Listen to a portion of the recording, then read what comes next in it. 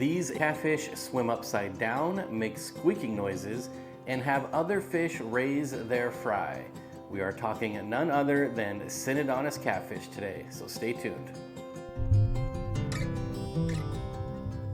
With over 130 species across Africa, these fish combine scavenging power with genuine personality.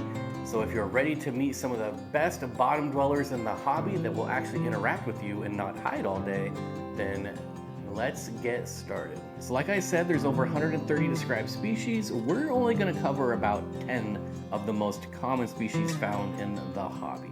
But before we do, we're going to dive into some specific care requirements for these fish that hold true with just about every species. You see, here's the one thing about Synodontis. Yes, Tanganyikan species come from hard alkaline water, Congo species come from soft water, but in reality, these fish are amazingly adaptable.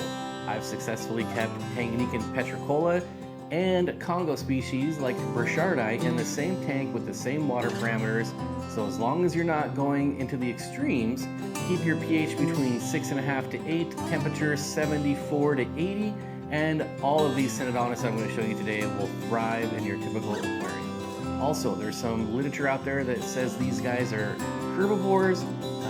It's just not true. They are omnivores that lean heavily towards carnivore. You might see them rasping on algae, but in reality, they're just looking for tiny crustaceans, worms, insect larvae, anything that might be living in that biofilm. Feed them like the predators they are. High quality sinking pellets as a staple, supplemented with frozen bloodworms, brine shrimp, blackworms. Now, tank setup is pretty straightforward as long as it's adequate size for the species.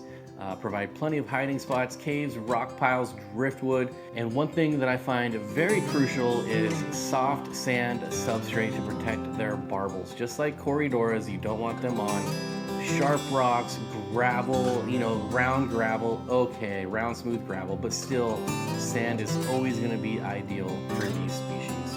They will all appreciate a little bit of current, a little bit of extra oxygenation, and lids, as they can definitely jump.